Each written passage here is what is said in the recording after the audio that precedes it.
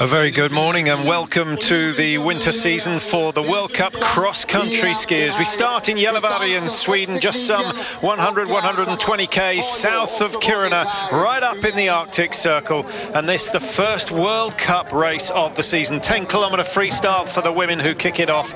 And this is going to be a fascinating race. Alongside myself, Patrick Winton, is Mike Dixon. Mike, great to have you along. Everyone looking forward to seeing Marit Bjørgen out on the tracks. And here she is. For the World Cup kickoff here in Gällivare. Yes, I'm really ready because I'm looking forward for this, and I wonder how the shape is and what the other girls in also Justina and the other girls have done this summer, and wonder how good shape they are also. So yes, I'm excited and wanted to start now because the training season has been too long, so I'm looking forward.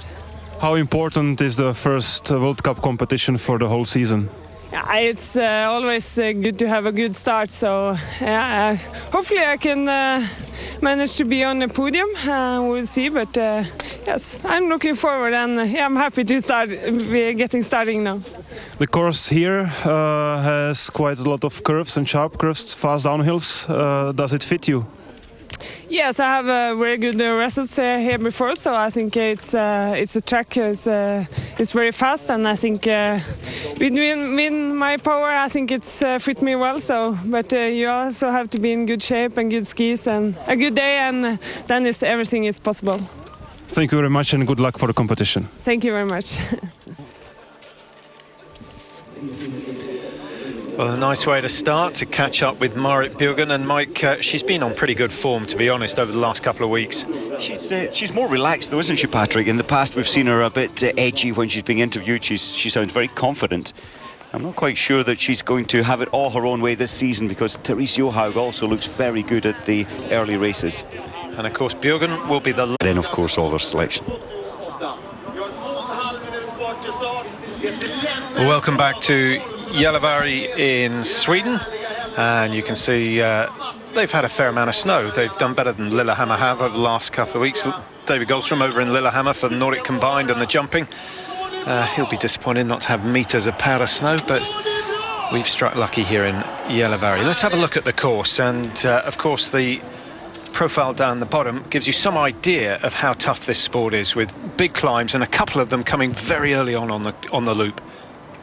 This track, Patrick, the athletes are saying it's quite unique because of this roller coastering. Yes, courses are roller coastering because you go uphill, you come downhill, but this is continual, with only one break there at between 2.2 and 2.7 k's, where it's slightly easier. Apart from that, it's pure climb, pure descent with steep cornering. Well, we've got a good start sheet, 78 in all, and the seeds going in the second half of the start.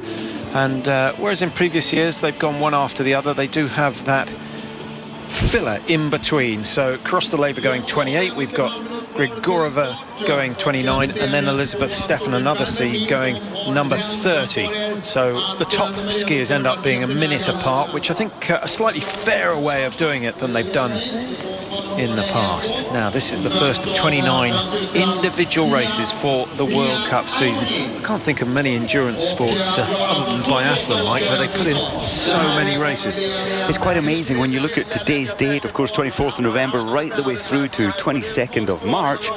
And as you say, 35 races, 29 individual starts, 5 relays, and then you've got your selection races and pre-season races. So most of the athletes certainly doing over 30 races within that time period.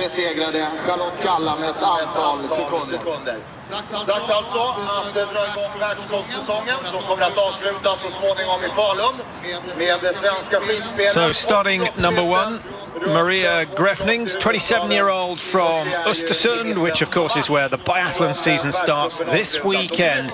Mixed relay coming up tomorrow. Everyone looking forward to that, and then some big races coming up next week. Now, originally from Falun, which is really the capital of cross-country skiing in Sweden, and where we have the mini tour at the end of the season. 10 kilometers, 10,000 metres, of course, freestyle, so in the skating technique. And we're looking for a time well under the 30-minute marker. And a good, powerful start from Grefnings. Now, what about the pacing, Mike? 10K pretty much regarded as a sprint, but it's not quite like that. It's not, is it? And especially the first climb from the stadium, within 100 metres, we're climbing up to the first of the high points. So immediately at 510 metres, you're at the top of the first extreme climb. Then you've got a very quick descent before a further 800 metre continual climb. In fact, we can see in the distance the first climb going up there. Not an easy start, so you need to, I think, back off a little bit into that first climb to get your legs into the racing. Well, if those who haven't done enough racing are going to find the lactate build-up pretty unbearable after the first kilometre or so, but most of these races have been up in Scandinavia for a couple of weeks. Munio, Bruksvallarna hosting FIS races, some pretty classy races. Pretty noticeable that Therese Johaug, the number 2 in Norway, comfortably ahead of Marit Bjørgen, the number 1. I think that must have given all of Norway a bit of a shock, because she was so far ahead, and of course so far ahead of third place. Marit Bjørgen comfortably second, and that really does show the strength of Johaug this summer. What she has put into her summer training, been quite phenomenal and amazingly focused for this new season. Well, Caroline Hug of France, and her start position and the start position of most of the French women, indicating that they certainly don't have the strength that the Norwegians have. A little bit disappointing, but I guess you could say that the top female cross-country skiers in France all go for biathlon, because that's the one that's had the high profile over the last 10 years. Well, that's right. Since biathlon in the women's field came into the Olympics in '92, the French preempted that. The Olympics were in France. They have created a fantastic biathlon team really since then. They saw it coming, they prepared their athletes, and as you say, it does seem to be a magnet to the best of the cross-country skiers as well. Jenny Hansen just underway for Sweden in the light blue suit. Mixed results at this time last year. What about Holly Brooks of USA? Comes from Anchorage, actually, and finished a very creditable 55th in the World Cup standings at the end of last season, and generally pretty strong early on.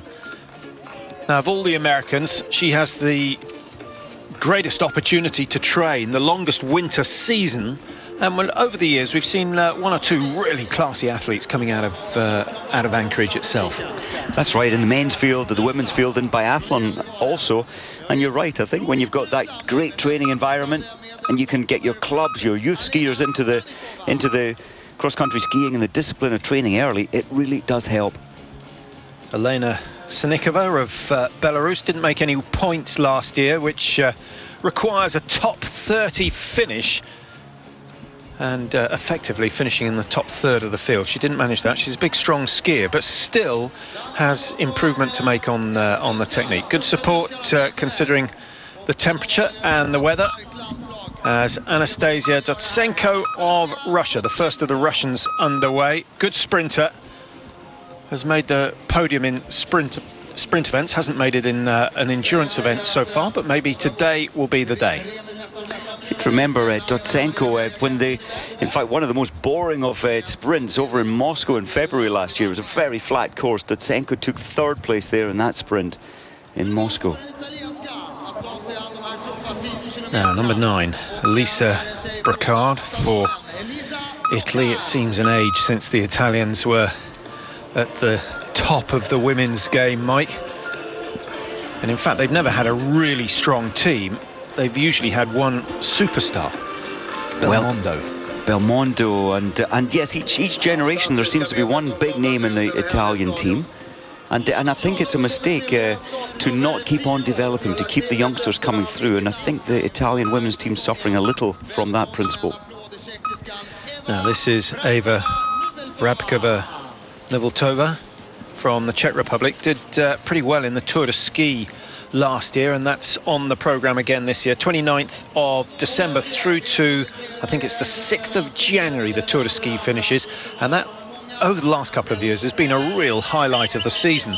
Still, they're making adaptations. It's a relatively new event, but just make a mark in your diaries, because that's a fantastic Tour event just over the New Year period. Ragnhild Haga of Norway comes from Holte, 21 years old. You should know Holte, Mike, just outside Gardermoen Airport, down the south of Norway, not far from Oslo. No major hills for training, but again, they've produced one or two top skiers over the years. They have, and as you say, there's no real major centre of excellence in that area, but of course, anywhere in Norway there's snow, and you can get out on your skis. Or more importantly, everywhere you go in Norway, you've got world-class skiers to emulate. It's interesting, isn't it? You mentioned last weekend the trial-out races, if you like, the selection races for Sweden and Norway, Bruksvallarna and Beiterstolen. Bruksvallarna only had about 100 in Sweden, 150 starters. In Norway, it was double that, so the club skiers make it to the big races. So the first starter, Grefnings, up to the top of the big climb at 2.3 kilometres. Let's have a look at the time. We're looking for under 3 minutes per kilometre, comfortably under, and considering there's been so much uphill, that's a respectable time. So Grefnings has started well, the lady from Falun, and if she can keep that pace going, she could do pretty well. Of course, this is the time of year, the beginning of the season, when those athletes whose main priority is to get selected for the A team, the national A team, they tend to do so well. They can afford to be on their very best form to get into the team at this stage of the season. The top stars certainly don't want to be on their best form quite yet. Interesting point, and Grefnings is one of those athletes. She did so well last week, and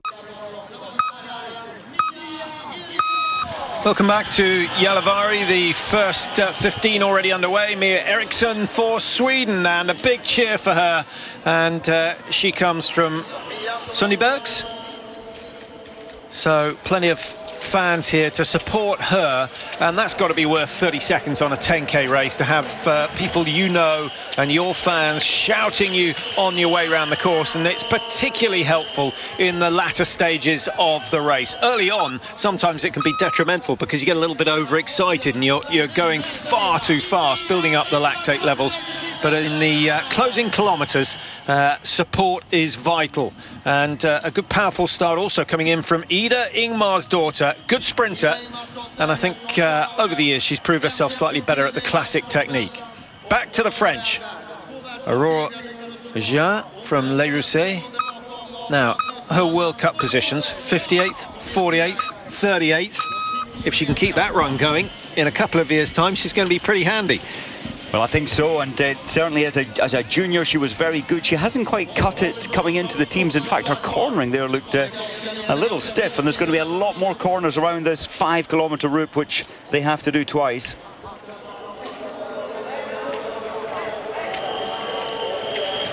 Now, early stages of the season might give us a couple of technical tips. Freestyle is the other name for skating, and similar to ice skating, as you can see, but of course they have to use the arms as well. What are they after at this stage of the season? At this stage they've been building, they've been on glaciers, so they've put a lot of mileage, a lot of base training at high altitude, so it's slow training at high altitude. They've done some training races leading into this, and technically the only slight change is the hips are coming even further forward in the skating technique. It almost feels very strange when you're trying to push your hips forward, but it certainly does make the efficiency, especially up the steep hills, much more easy. 23-year-old Emma Vicken just starting another of the Swedes. We've got plenty of Swedes, 3 in fact going off in succession. Blecker and then Sara Lindborg, another of the Falun skiers, heading off. Up at 2.3, the fastest time set by Holly Brooks of USA, 5:49, and Nivultova of the Czech Republic can't match it. So a really impressive start from Holly Brooks. And as we said, she's really good, or was really good last season at this stage. So early season results were very promising. Let's hope that she does it again this year and she can keep it going throughout the season. Sara Lindborg's now for Sweden. Quite a lot of pressure, Patrick, on the local skiers or the Swedish skiers here, and of course they're allowed to enter more athletes with them staging this World Cup. And for those outside the real A team, it's another huge opportunity to impress the coaches. Haga, 17 seconds outside, so she's roughly 150 metres behind Holly Brooks at that stage. That's a good margin that Brooks has built up, and you have to wonder whether she's gone off just a little bit too quick. It is the hardest part of the course, remember, on this 5-kilometre loop. They've got to go round twice, and if Brooks can climb this hill at the same pace next time round, then she really is in for a fantastic result. But we've got to wait and see whether she can do that. Greta of Italy, 15 seconds down, mixed in with some really good athletes at the moment. Nothing too much to worry about. That's a good vocal crowd for this time of the year. Yulia Shikalova, very good in Munio, finished second to Kowalczyk, so she's on good form. We know that. This, her comeback season, she got plenty of top 20 results in 2011, didn't race last year, and is looking in pretty good shape at the moment. No, it's not all, sorry, Mike, I was just going to say, it's not all physical, so much comes down to the skis. It does, and the technicians are a huge part of cross-country skiing now, and incredibly, what started 3 years ago, the Swedish team and Norwegian teams had this truck where all the athlete skis are kept in, some 700 pairs of skis kept in this truck, which travels to the World Cups. Now there are 8 teams with the same, and you're having to pay 200,000 euros to get such a backup. Here we go with Lisa Larsson of Sweden, 5:51.52. She's just outside. That's not a bad time at all. Into second place, USA, Sweden, the Czech Republic, the top 3 at the moment at 2.3, but they still have 7.7 kilometers to go from that stage. 28, Natalia Korosteleva. She is the first of the seeds setting off today. 25th in the World Cup last year. She can do better than that, there's no doubt. A good sprinter. She'll pick up points for sprinting throughout the season. What she's got to do is pick up some fairly healthy points in the 5Ks and 10Ks as well. What I'm thinking, Patrick, watching the Russians in training on the glacier in Austria, I was down there for 3 weeks, and even at the races, there's so much tension in them. Of course, the Olympics coming up in Sochi, in a year this coming February, and there's something tight about the team that they have to provide, and that pressure sometimes can put you the other way. Absolutely, I couldn't agree with you more, but I thought Korosteleva looked pretty good on that first corner. Powerful, quick on her feet, well balanced, well positioned, and she might be worth watching over the next half an hour or so. Holly Brooks still leading at the 2.3 kilometre stage. We'll be back in a second. Welcome back to Gällivare, the first race of the cross-country World Cup season. 29 individual races before the end of the season, and that's around the end of March time. Of course, we do have a World Championships this year, the Tour de Ski, the Mini Tour in Kuusamo, which gets underway next week. And it's a full programme and a tough one indeed for all the races here. Brita Johansson Norgren of Sweden about to get underway from Östersund, another person from Östersund. And her record shows that early season she tends to be good. Likes Davos, which is at altitude, one of those races that can cope with the thin air. And we'll see how she gets on. 21, Viken of Sweden, going through 2.3604, so still some way outside that time set by Holly Brooks, and it won't be that long before the American comes round to complete the climb on her second lap. Remember, it's 2 times round a 5-kilometre loop here in Gällivare. If you weren't with us when we started, as we see Jessica Diggins getting underway, can we get 2 Americans in the top 5? That would be a real achievement, and that would be exciting news for the cross-country world. Gällivare, just to remind you, right up the north of Sweden. We're about 100 k's, just over 100 k's south of Kiruna, the iron ore mining town. We're not that far from the Lofoten Islands in Norway, Harstad, the capital there, and Narvik, I guess, the big town on the mainland in Norway. We're about 150 to 200 k's from there. So right up north, there is precious little daylight at this time of year.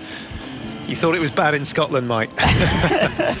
Well, I don't know how they do it up here, but and it creates a very tight community up here in Lapland, and they really do work together. You have to. Kowalczyk, World Cup winner from last year, and I think that will be her main focus for this season. 36 is Anna Kiloinen.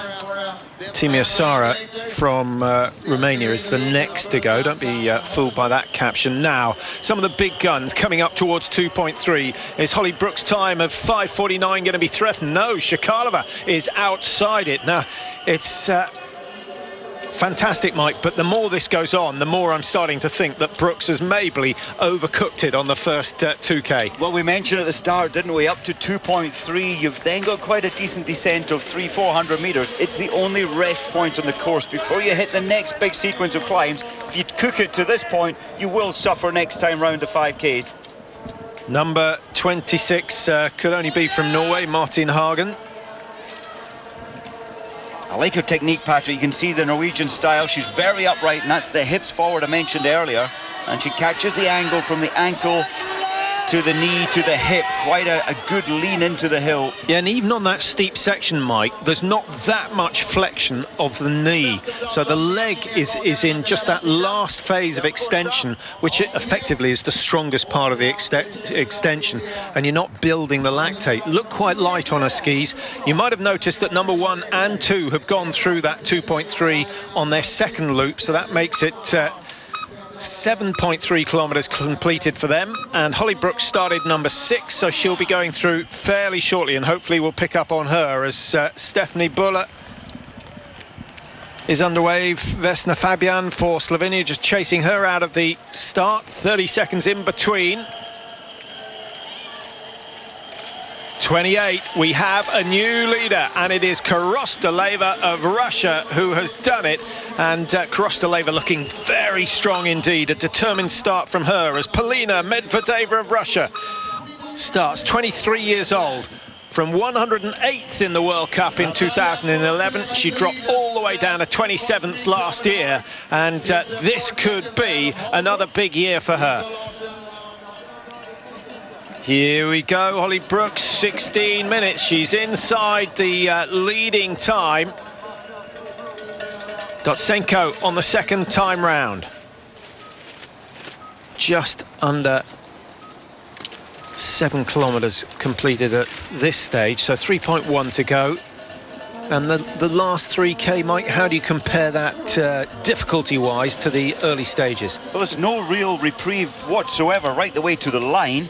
From the last 3 kilometres, you've still got these huge roller coaster climbs, and I think the main aspect is the tight turns left and right at speed. Stefan of USA has started incredibly quickly as well. Well, this could be a turn up for the books. It's about time the North Americans started to challenge. It's been happening in the sprint races, certainly in the men's. It has, and I think we have in the past seen the American team so inspired for the first races. Their training goes so well, and maybe there's an element where they get a little stale, so far away from home on the World Cup tour, and we see after Christmas maybe their form drops down a little. Veronica Cavallari of Italy.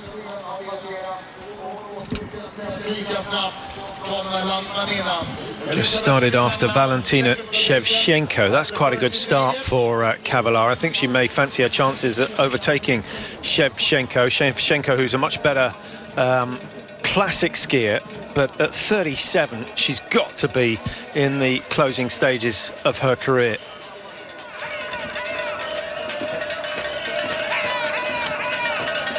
Ragnhild Haga coming up towards 6.9 and already 35 seconds outside Holly Brooks. She's going to be 40 seconds at least, 41.4.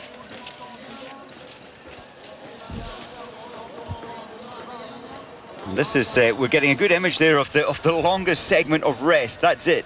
It's over and done by about this stage because your legs are tensing up to take that right-hander at about 40 to 45 kilometers per hour, that section. Jessica Diggins. Now, she's not going to be far outside that fastest time. 5:45 from Korosteleva. Stefan of USA 5:49. Brooks is only just outside that time. In fact, Diggins is the quickest of the Americans. So we now have 3 Americans in the top 4 at 2.3 kilometres. I'd love to have heard their team briefing before the start of this race. It's incredible, and the athletes still to start for America. They'll get the good news from the coaches. It is going well on the tracks.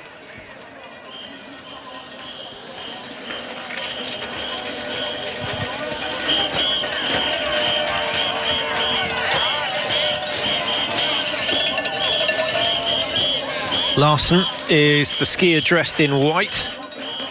Nice to see a little originality on the Swedish suit. They've been in white since the 1970s, but those stars on the shins are slightly different. We always have a few comments on the new ski suits at the beginning of the season. Good work there from Larson, and slightly rounded at the shoulders, just attacking technique all the time.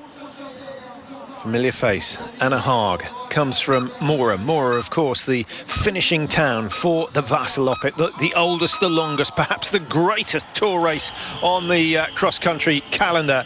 And it's produced a huge number of athletes over the years. They've got one of those excellent ski gymnasiums, they call it, a high school which gives the students a chance of doing 30% of their time skiing, 30% of their time studying physiology, and the rest doing whatever other education they choose. And it is a fantastic programme they run. Grefnings comes in first to finish 23:55, sets the target time. And I think we're going to be down below 22 minutes before the end of this one.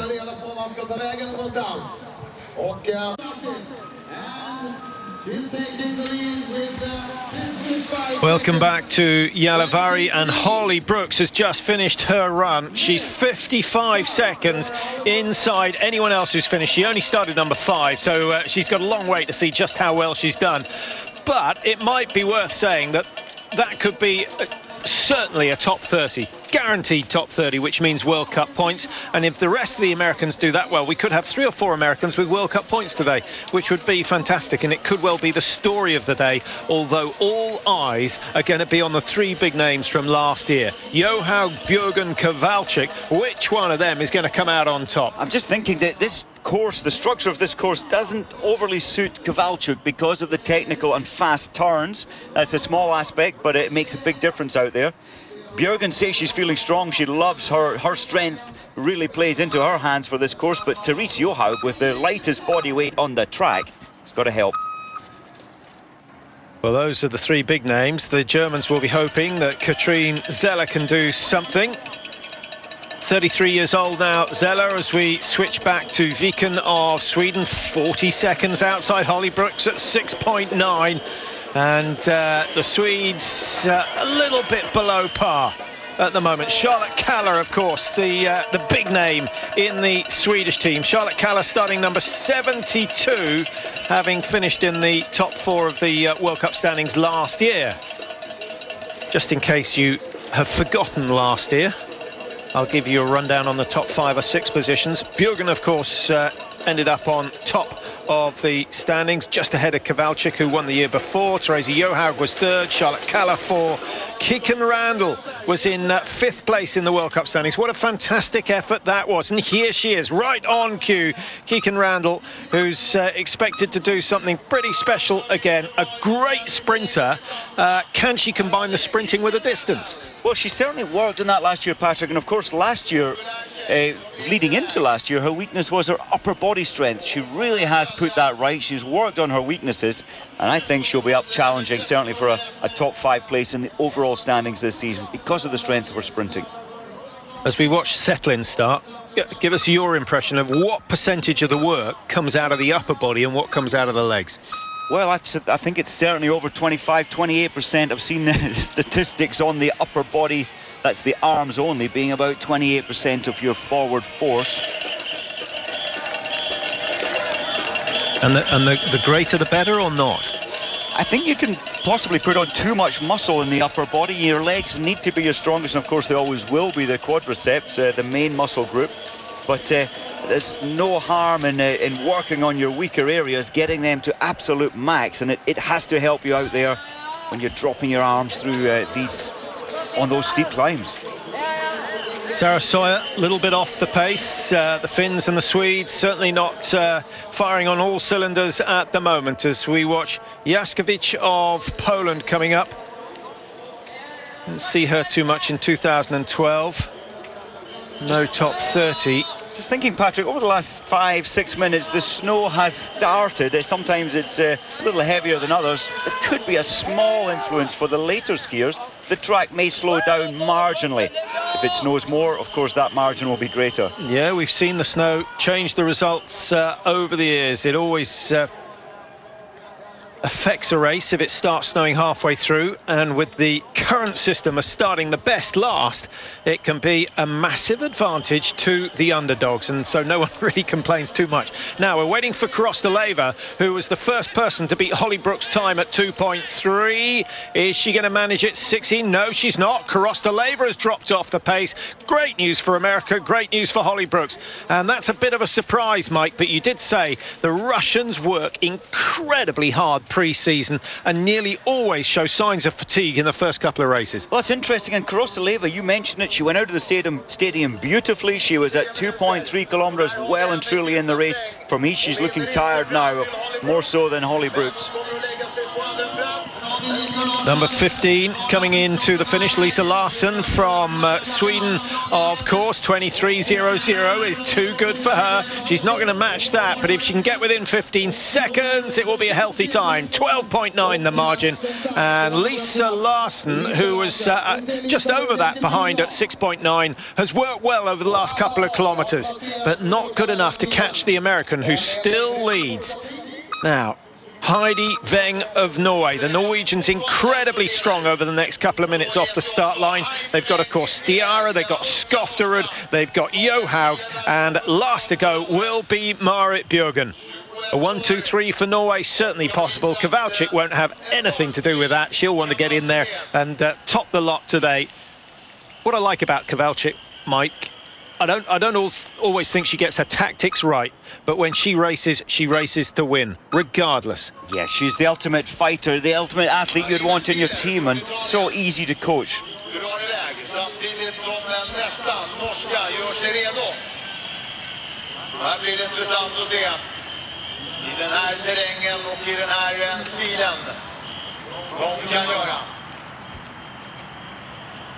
Kristin Stormer Stiara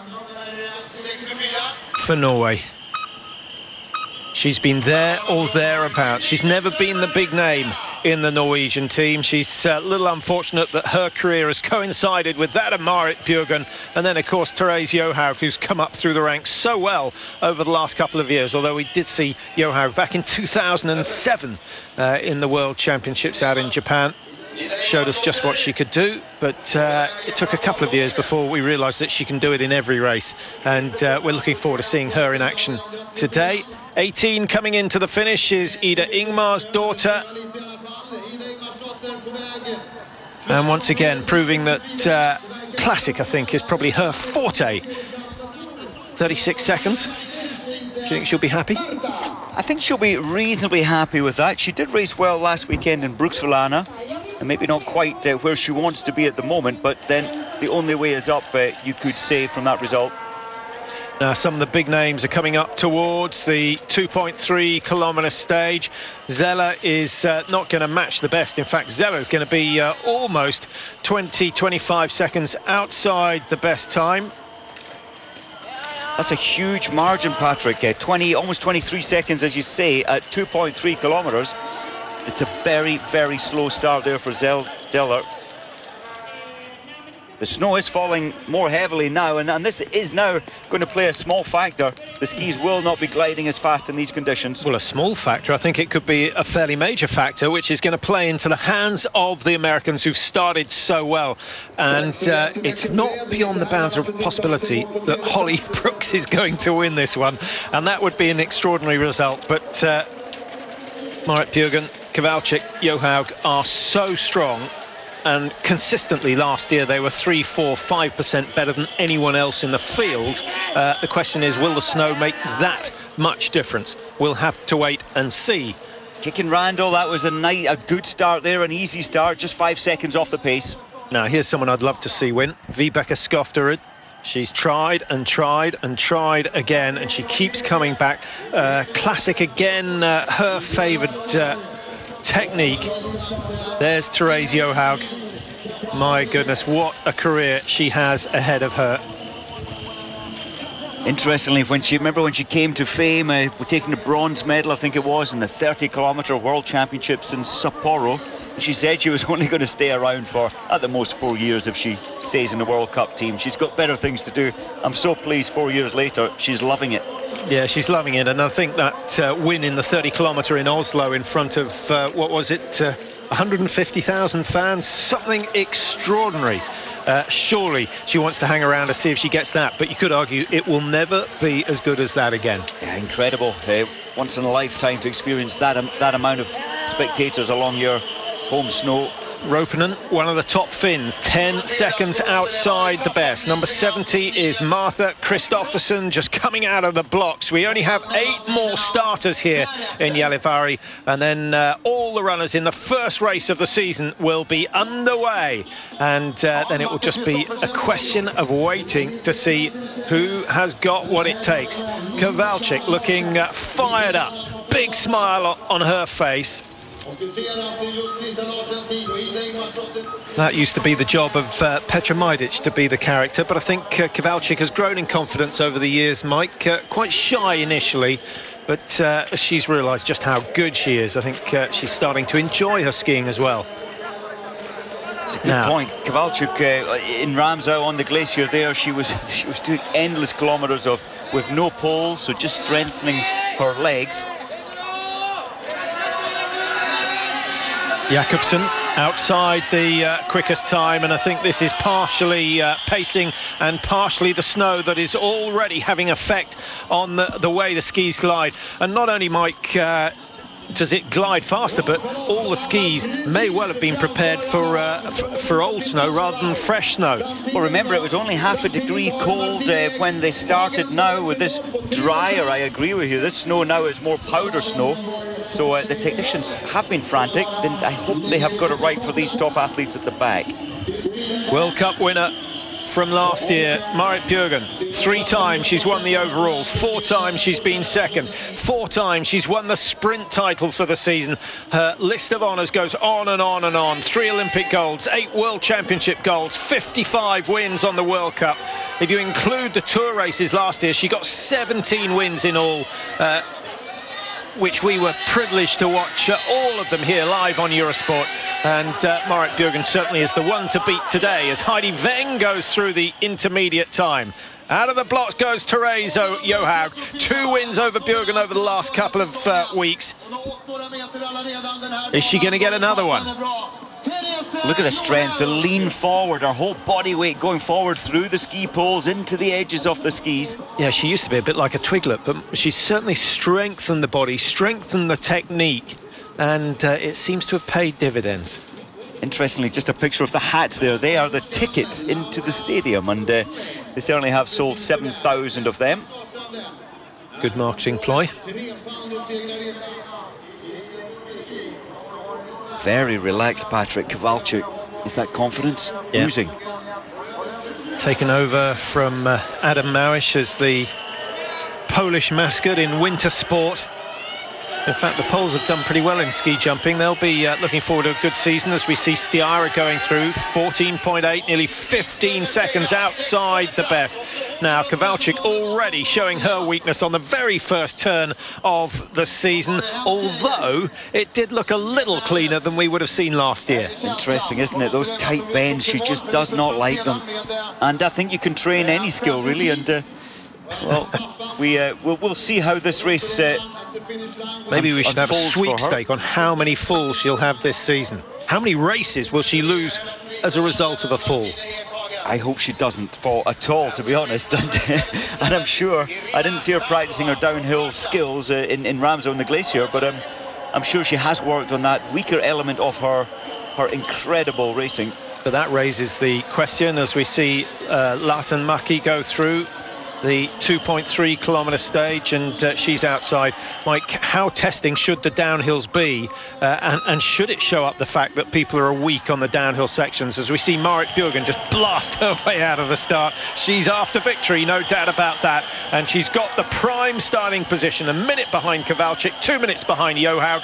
She will know exactly where she's lying all the way round this course. What an advantage that is, to be informed from the word go, where you stack up with the rest of the field. We just saw one of the Finns go through there, Patrick, the Sarasoja, Ropanen, Latinmäki, not having a great day so far.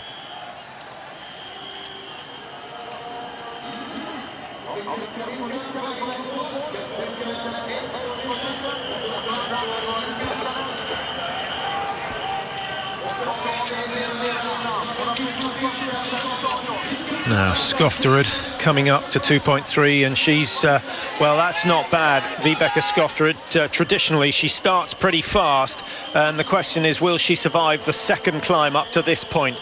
That's a waiting game as far as we're concerned, but a promising start for her.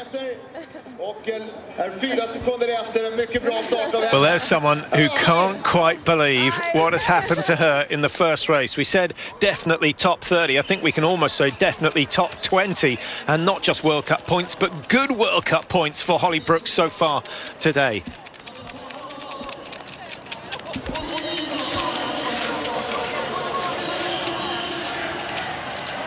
The skiers who are on their second loop, it will be very difficult for them. They're lower ranked skiers. It'll be difficult for them to stay in behind the faster skiers.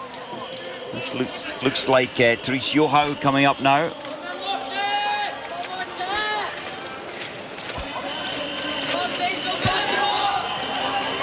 That's Kristoffersen, I beg your pardon. That's but look at the time, she's still quite a margin. That's 11.8 seconds. That's huge at only 2.3 kilometres. So some work to do for Kristoffersen. Anna Haag, 1 minute outside. That's been a struggle for Anna Haag, perhaps a little race rusty, and as you get tired the balance goes, and I'm sure many of you have tried alpine skiing. Some of you won't have been fortunate enough to try the cross country. The skis are very, very light, but they're also very thin, just 4 centimetres across under the foot, and you're just attached to the ski. There's a little binding at the front of the boot that even with this shot you might just be able to pick it up. And so the balance is considerably harder than it is in an alpine ski, and once the legs turn to jelly, it gets very, very tough indeed. And we have a new leader at 2.3, Charlotte Kalla it is, former winner of the Tour de Ski, and the #1 star in the Swedish team, has gone through in front, but it's a margin of just a couple of seconds. Now Kalla won last weekend, Patrick, by a huge margin, 50 seconds, so she is a great benchmark, I think, and for me, she should make a top 3 today in this race. Kalla starting 72, 3 minutes ahead of Marit Bjørgen, who was the last to go. So over the next couple of minutes we're going to see all the big names coming through. The next one we're waiting for is Therese Johaug. She's got 20 seconds exactly to climb this 70-80 metres and get on terms with Charlotte Kalla, one of her great rivals from the Swedish team. It's high tempo, it's good technique, getting the base of the ski flat on the snow as she drives away to the intermediate time. 39, 40, 41, 42, 43, it's going to be close. She's just outside, 0.3 of a second, and Therese Johaug has started on a mission. Difficult starting position, Mike, because she's got to chase Charlotte Kalla, but she also knows she's got the 2 biggest names in cross-country skiing chasing her. Kowalczyk, Bjørgen, as you say, they're getting the accurate splits. They're 1 minute and 2 minutes behind her, Therese's time. Great shot of Charlotte Kalla, looking trim, looking in very good shape indeed. What I noticed last weekend, Charlotte Kalla, we're watching her now, she started fairly conservatively, and in the last quarter of the race she actually destroyed everybody else. She paced it beautifully. Her technique is crisp, it's efficient, and I think she's going to up the pace as this one goes on. Kiken Randall, and Randall's looking on good form. 20 seconds for her to make the marker. I think Holly Brooks' time might be under threat here. 15 seconds left, but there's still a little climb to go. And Randall, who's a brilliant sprinter, will be pretty sharp over the last kilometre or so. 55, 56, 57. It could be a margin. 2.9 she's got over Holly Brooks. And it's the North Americans are stealing the show at the moment. What a fantastic turn up for them.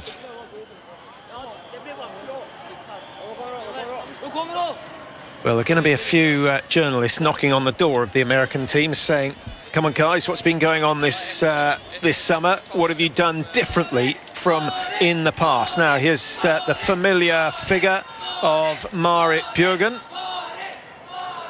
Mike, have we seen Kowalczyk go through 2.3? We haven't. I'm just trying to get her time now. We didn't see, the camera didn't pick up on her, but look at this time. Oh, that is astonishing. Marit Bjørgen, the last through 2.3, has absolutely destroyed everybody else's time, despite the fact that we've had a fair amount of fresh snow over the last 20 minutes. It's not affected Marit Bjørgen at all. She had plenty of time to change the skis, and Marit Bjørgen travels with about 4 bags of skis, so she had plenty of choice. But still, it's a little bit slower than it was earlier on today, so that just gives you some idea of how good she is. Those races in Brooksville, her early start races for the season, maybe just a warm-up. Blow the cobwebs away. She's not lost anything. It's just good to see Ruoppinen picking the pace up. She didn't start with quite the intensity. Now only 21 behind Randall.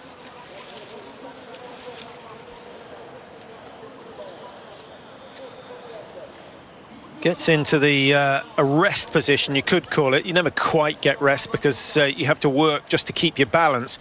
But I think a lot of coaches would have liked to have seen a drive over the top of the hill, maybe a couple more poling actions just to build herself up to maximum velocity. Now, have a look at the intermediate times, and no Kowalczyk there, Mike. We didn't see her go through. The cameras didn't pick up on her. We can't pick her up on the computer. I suspect that Justyna Kowalczyk is in trouble. 20.9 down on the leaders. My goodness, there's a surprise.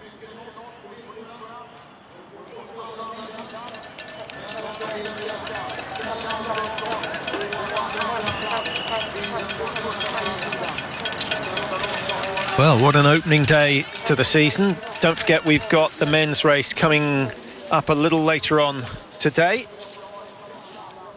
And for British fans, looking forward to seeing Andrew Musgrave. That will be at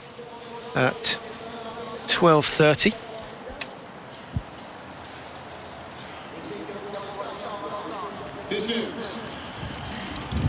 Holly Brooks still in the winner's chair. Yes, get a picture of yourself in the winner's chair. It doesn't happen so often, but she deserves it. It's not just the fact that she started early on. She has put in a remarkable time. I think the Norwegians are gonna beat it, but still a very encouraging start to the season for the American team, as we see Heidi Weng of Norway coming through towards 6.9. 15.57 is well out of reach. She's going to be at least 25 seconds off the pace, and there's no chance that she'll make that up in the last 3.1 Ks.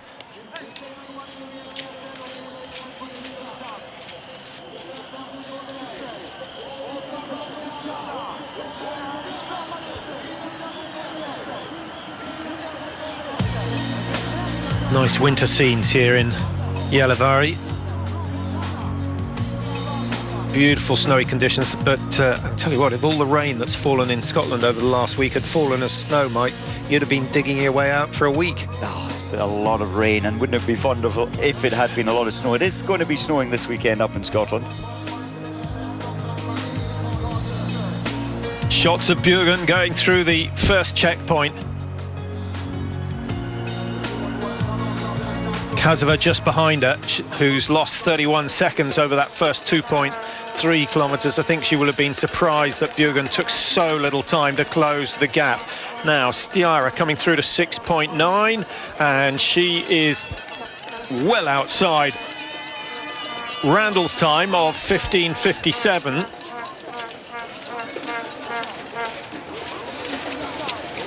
33.4. It's a huge margin. I'm surprised the way that Steyr started her race. She looked dynamic. She said she was feeling good. There's been no real setbacks.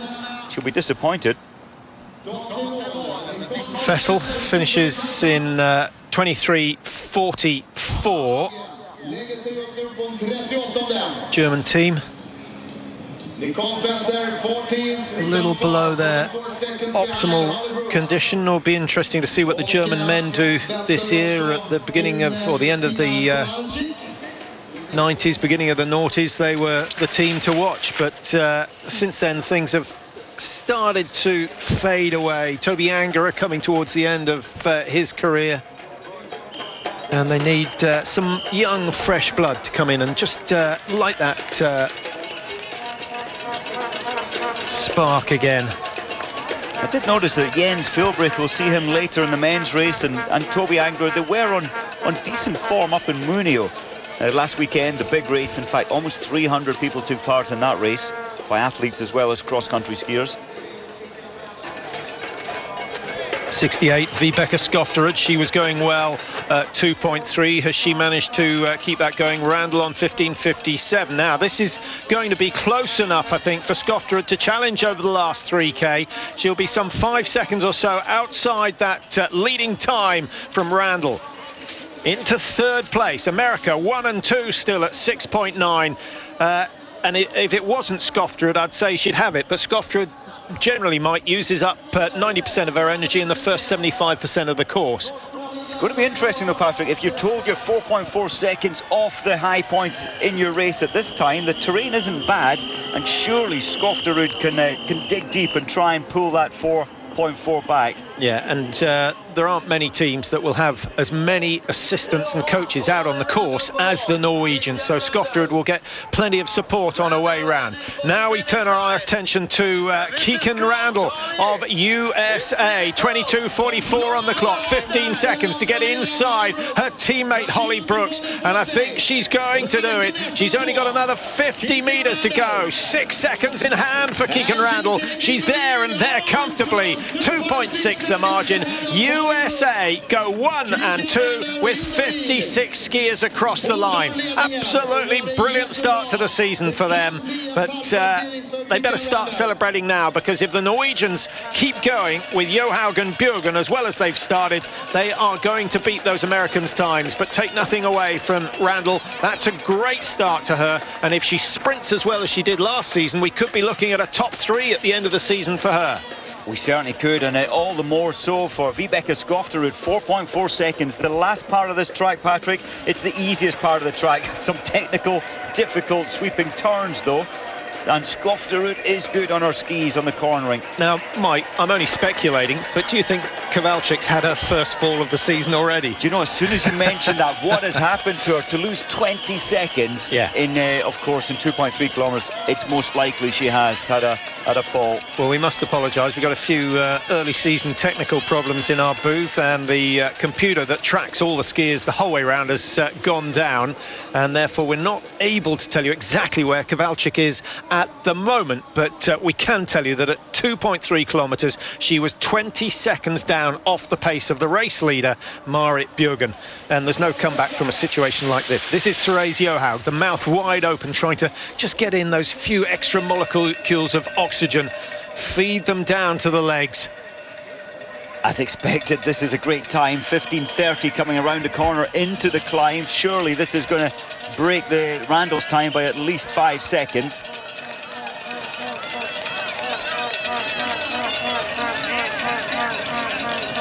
Could be even more than that. Oh my goodness, she has flown up that hill, and Therese Johaug has put her foot down over the last couple of Ks, and she's incredibly quick down the hill as well. Those skis are going like lightning, and actually they're now starting to benefit from the fact that the snow has eased off, if not stopped.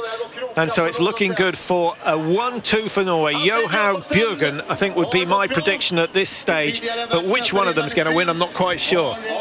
Johaug definitely huge energy and up those steep climbs. Her light body weight, it is an advantage.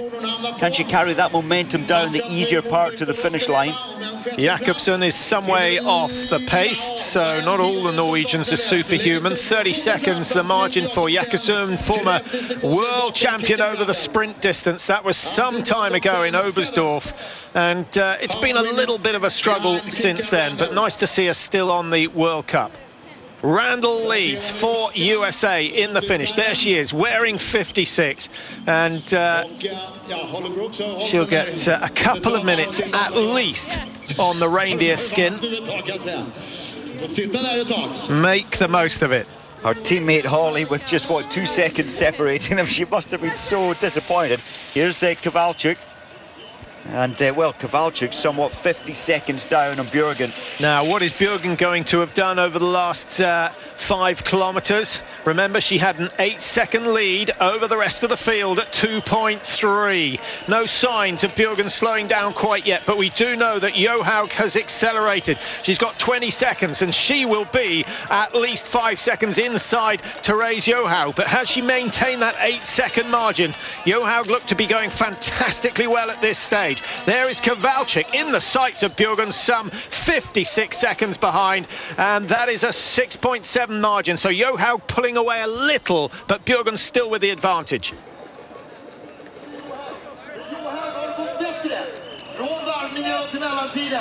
Stiara keeps the skate 2. There's the skate 2 technique with a double poling action on each leg. And it's a bit like going along in 4th, 5th gear, Mike. Sometimes it's better to switch down into the easier skate 1. It is. You produce a huge amount of lactic, the byproduct of the overworking, and but certainly on the gentle terrain, it is easy and more efficient. You cover a lot more distance in the skate 2. Now she's on the skate 3 gear. 1 double pole for 1 drop through. Where would you put the skate 3 in the car gearing analogy? Skate 3, easy terrain. So I suppose if you've got 6 gears, I suppose it's your 6th gear in that sense, but only on flat and gently down terrain. Stiara outside that 23-second mark and 52 seconds off the pace. She'll be a little bit disappointed, and when she sees her teammates who are even quicker than Keegan Randall, she's going to realise that she's got some work to do. But I think she's probably done enough to secure her place in the Norwegian team for the meantime. Of course, they're all interested in qualifying for the World Championships this year.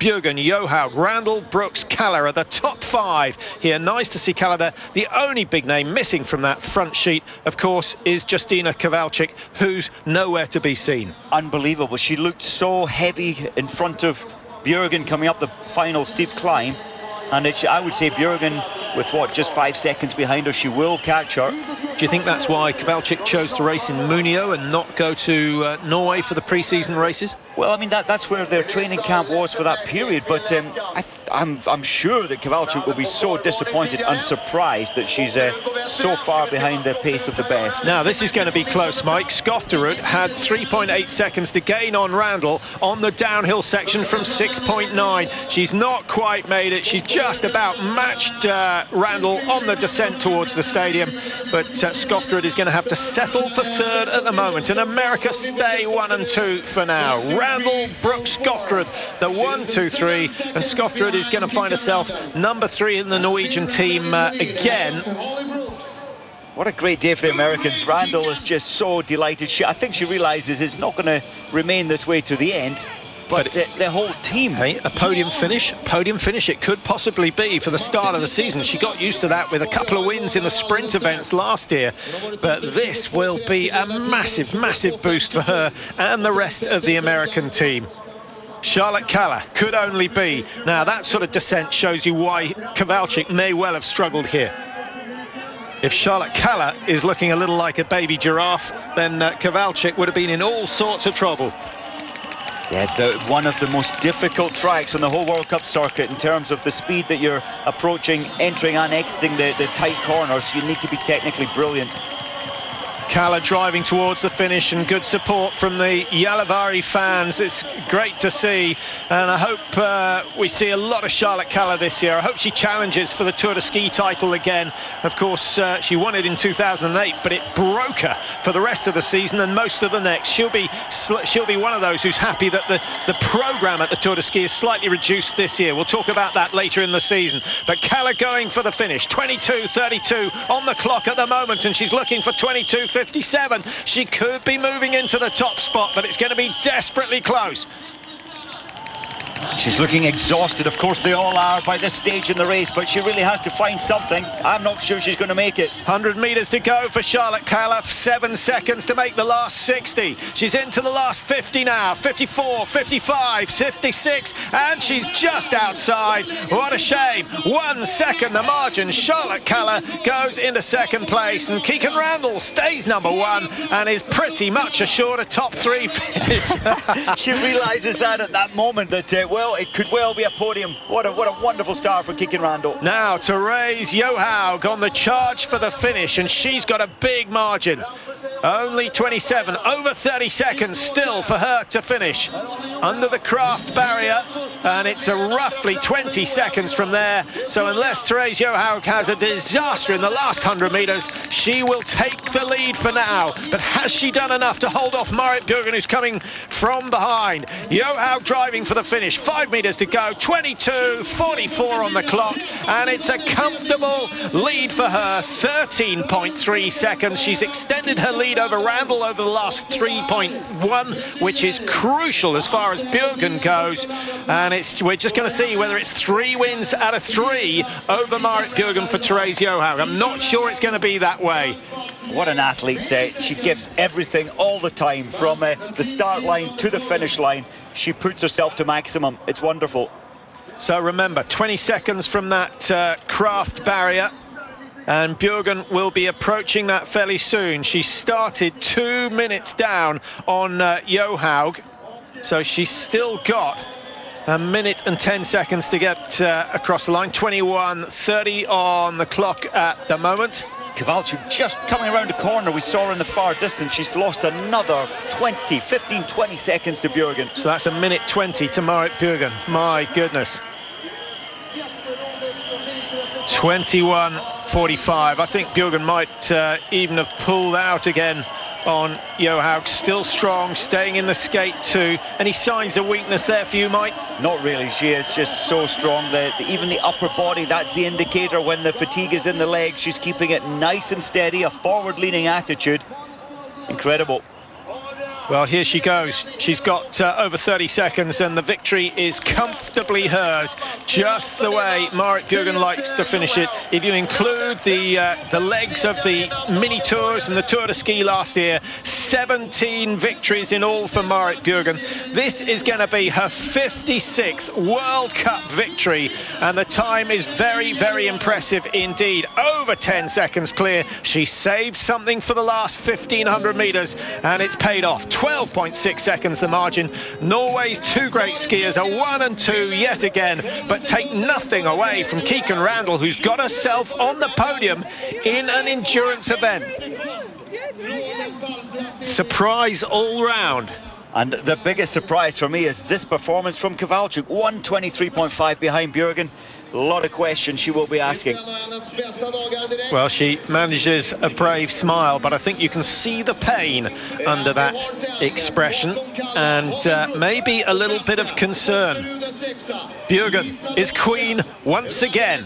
Is she heading for World Cup title number 4? A bit early in the season to be discussing that, but it might just be going through her mind, and it will be going through the minds of all the fans. A fantastic day, fantastic race. Don't forget, we still have the men's race coming up later on, but Marit Bjørgen wins over Therese Johaug.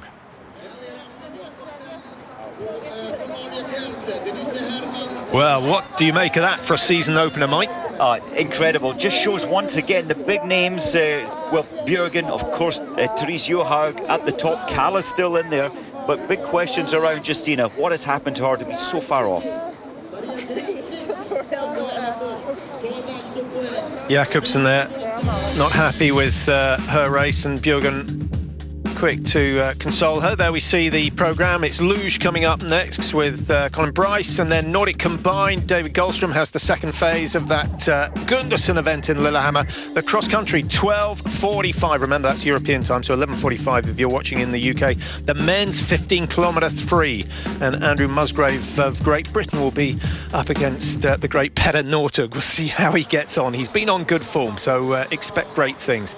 An exciting programme for the opening day of the season. Let's just look at the top 10. Bjørgen Johaug, Randall Kaller, Holly Brooks, perhaps the biggest surprise of the top 5. Skofterud, so close yet again, down in 6th, but still waiting for that win. Jakobsen, 11th. She was disappointed, only 56 seconds outside the leaders, but a fantastic opening race of the season. We'll look forward to the next 28 races. Goodbye for now. We'll see you later on.